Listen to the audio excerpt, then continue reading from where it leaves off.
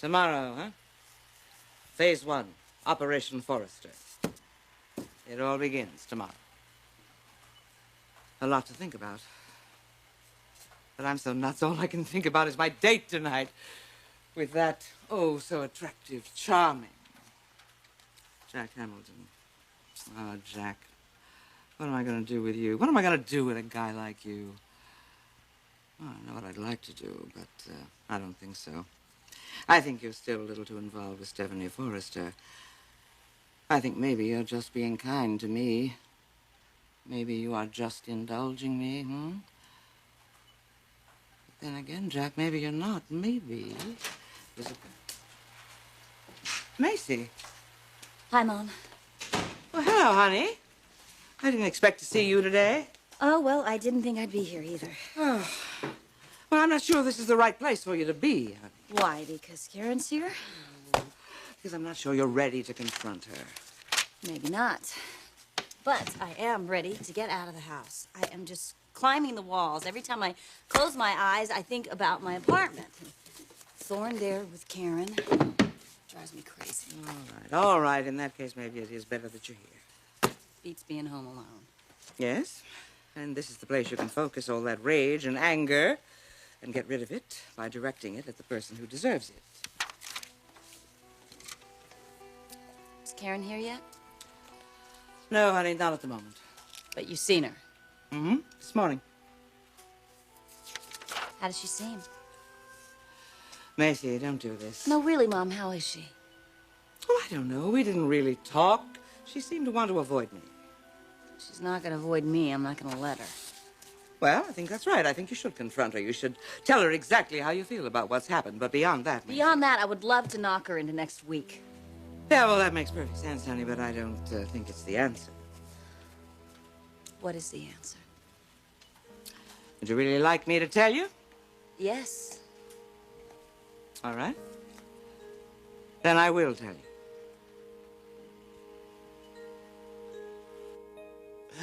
I wondered when you were going to find time to come over. Well, I've just been so busy, you know. Oh, yes, I imagine you have. I have been. Mm-hmm. But busy at work? What did you think I meant?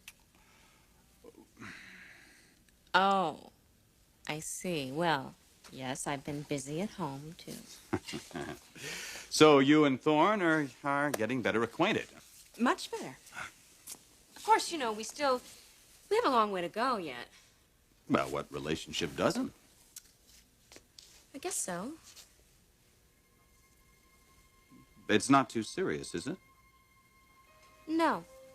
No, I don't think it is.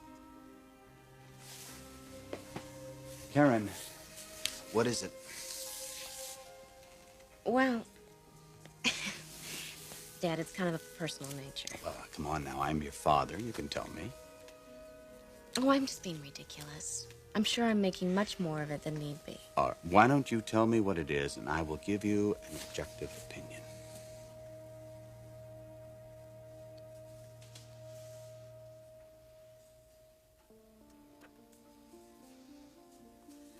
Great, what am I supposed to make of this? Out of nowhere, an old friend, a beautiful doctor, just happens to stop by, meeting with Eric. And he called her. It wasn't even her initiative. So why did he need to see her? And why wouldn't he tell me about it? God, everything is going so incredibly well, and now it's all falling down around me. So what the hell is happening? Oh, well, I'm gonna find out.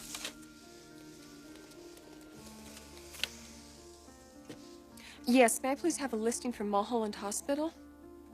Thank you.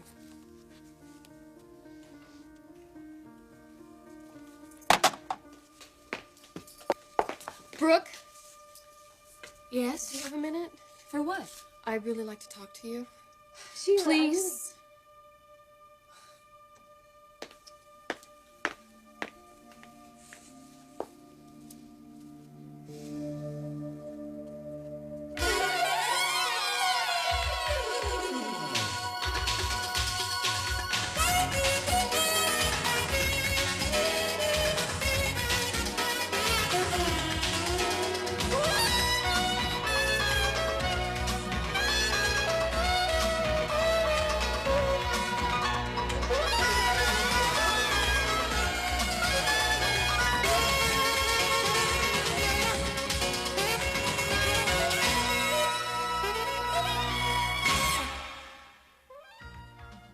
the bold and the beautiful. This portion sponsored by Mountain Grown Folgers Coffee, the best part of waking up. So, what's going on? Well, first off, I'd like to apologize about this morning. I guess we kind of caught each other by surprise. You shouldn't have been surprised. Why not? Because I live there. You should have known I was coming back soon. Oh, but Brooke, you know that I've stayed over before. Well, this is the first time I can remember you ever spent the night in Eric's bedroom. And that upset you? Well, of course it upset me. You want to tell me why? Because I have a 2-year-old that lives there in that apartment. I don't want him getting the wrong idea. Come on, what is the wrong idea? That his father is spending the night with other women besides me, sleeping with them, no less. Brooke, Eric is not spending time with other women. Only me. Still, Sheila, I don't want him getting confused. You must know where I'm coming from. Yeah, I know where you're coming from. But we were very discreet. And little Eric had already gone to sleep, and we were in the bedroom behind closed doors nonetheless. Besides, it's... Besides what? Nothing. No, finish what you were going to say. You and Eric didn't really make love, did you? You just spent the night next to him, nothing more. I asked you here to apologize, not to talk about my sex life. He's a very traditional man, Sheila. That's part of his charm. I'm sure he wants to wait until we're divorced before he begins an intimate relationship with you. Well, you could help me with that, Brooke, by facilitating this divorce. Sheila, I have a million things on my mind. My work, this new European project, this baby that's on its way. I mean, the last thing on my mind right now is that divorce. Oh, then I guess Ridge is your second last. Or else you'd want this divorce finalized, wouldn't you? Come on, it's just you and me here. Do you or don't you love and want Ridge Forrester?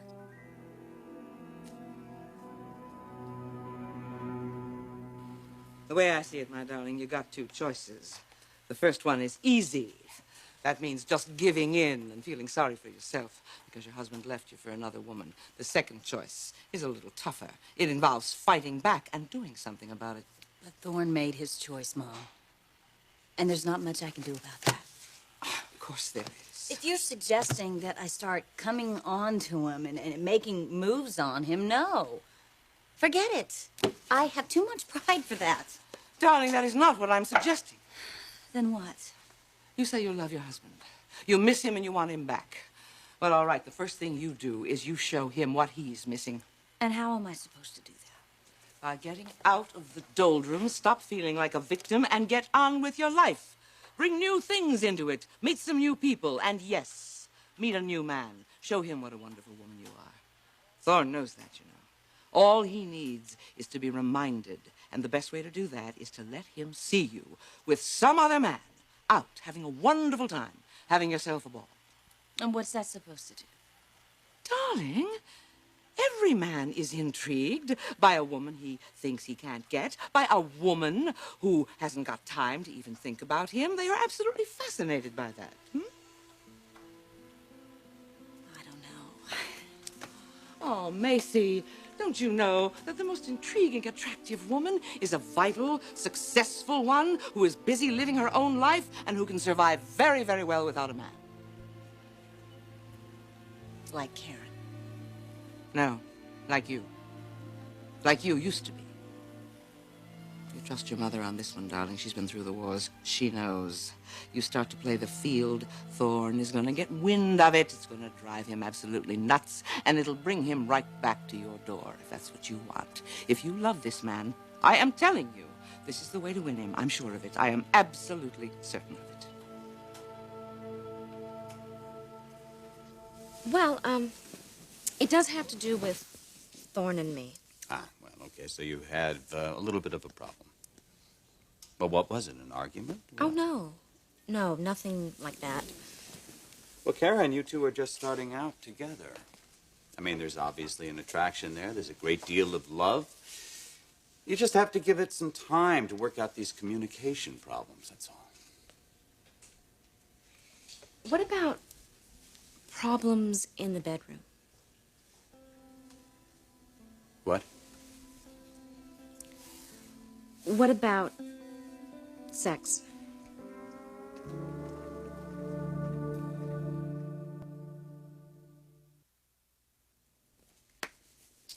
Well, sex. I'm sure that it's premature for me to even be worrying about it. But obviously you are. It's just that I've been waiting for so long. Waiting for what? Listen, Karen, what happened? I mean, is it something that just went drastically wrong? What are you trying to tell me? It's just, for weeks, I have been building up this anticipation. You know, fantasizing about my first night alone with Thorne. And then, when it finally arrives, it just wasn't everything I'd hoped it would be. Well, do you want to talk about this in detail? There aren't any details. There aren't. No. I mean, we went into the bedroom and we got into bed. And then he kissed me. And he went to sleep. That was it? That was it. You didn't, No. No, we didn't even make love. Well, would you like to hear my opinion about this? Yes. I think this is a typical Thorne Forrester. A very fine, well-bred young man who doesn't want to jeopardize your reputation. He's waiting for marriage. And you know something, Karen? In my book, that speaks very highly of Thorne. It's commendable. So, what are your plans? What plans? Well, obviously, Thorne has reached a decision. And you two have talked about the future. About your wedding plans.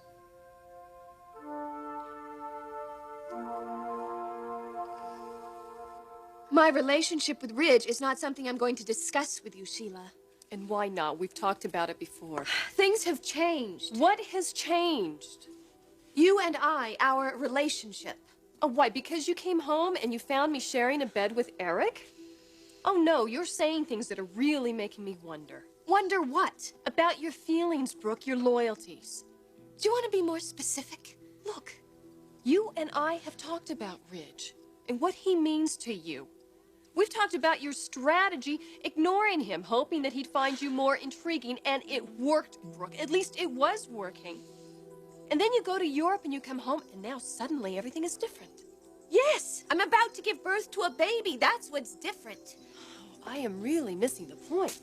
Sheila, this baby is about to become a reality. That gives me a lot to think about, doesn't it? You mean the father? Yes, that's a very big part of it. But we both know who the father is. We do? Of course we do. It's Ridge. Well, that's my very strong suspicion. Oh, your strong suspicion? You know that it's Ridge. It has to be Ridge. You've been absolutely certain of that. I haven't been absolutely certain about anything. Oh, now how many times have you told me the father had to be Ridge? Okay, I have a very strong feeling that it could be Ridge, but that doesn't mean it couldn't be Eric's. You're waffling. No, I'm not, Sheila. I am being realistic. I am about to have a baby who doesn't have a father at this point. Do you know how that feels? No, you couldn't, so don't pretend you do. Look, I have to ask you something, Brooke, and I'm sorry, but I really must. If this baby is Eric's, what are your intentions? Because I need to know.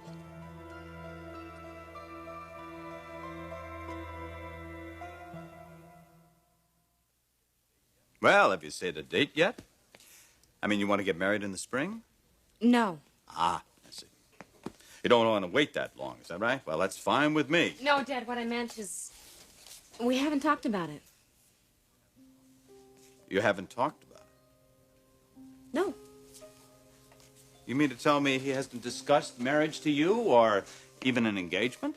Dad, I've really got to get to work. Oh, wait a minute. This doesn't disturb you? Well, it certainly disturbs me. Dad, please don't get involved. Thorne and I will work this out. Karen, wait a minute. Working that out. Dad, please. Look, I've really got to get to work. I'll keep you posted.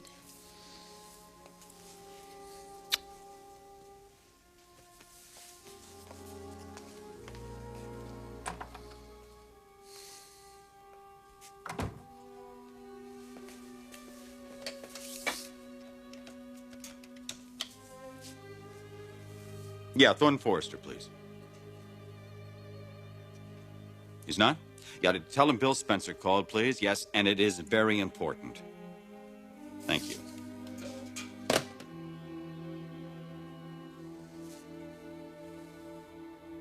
You know, Mother, you are forgetting one thing. What? Thorne's involvement with Karen. Forget about her. You concentrate on what you're going to do to get your husband back. Yes, but what you are suggesting, Mother, could easily backfire. How? How? What if you're wrong, huh? What if Thorne is really in love with Karen? He did choose her. It was his decision. And if I ignore that, I would be setting myself up for a big, big letdown. No. Darling, trust me. I know what I'm talking about. You get on with your life. You start seeing other people, other men, yes, and I guarantee you, Thorne will come around very quickly. But even if he doesn't, darling, what's the difference? You will have expanded your life. You will have met some interesting new men. You will have made all kinds of interesting connections. Who knows, darling? You might meet some man that is even better for you than Thorne. Come on. You haven't got anything to lose. But, Mom, I love Thorne. Now, how am I going to pretend that I don't? So what do you want to do?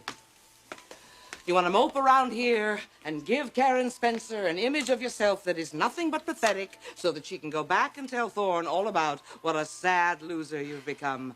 Oh, she's going to love that, Macy. Don't you see? That kind of thing is going to get you absolutely nowhere. Mother, you're right. You're right. But how am I going to stand up to Karen? She is on top of the world. She has Thorne. I don't. Honey, you got to remember, it is not over until it's over. The only guarantee of turning out a loser in a game like this is if you give in yourself. You never do that, you understand? In this game, as well as in every other game in life, whether it be a man or a business or anything else, you play to win, and you keep on playing. You fight and you claw and you struggle until you come up a winner. That's the way the game is played. Now, if you feel too delicate to do that, I can promise you one thing. That other woman, she will. Sally, can I get the... Oh, excuse me. I thought you were alone in here. No, I'm not. Well, may I talk to you for a moment, please? Sally?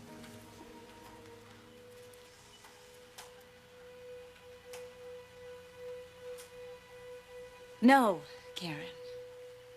You can talk to me, though. Mom, do you mind leaving us alone, please?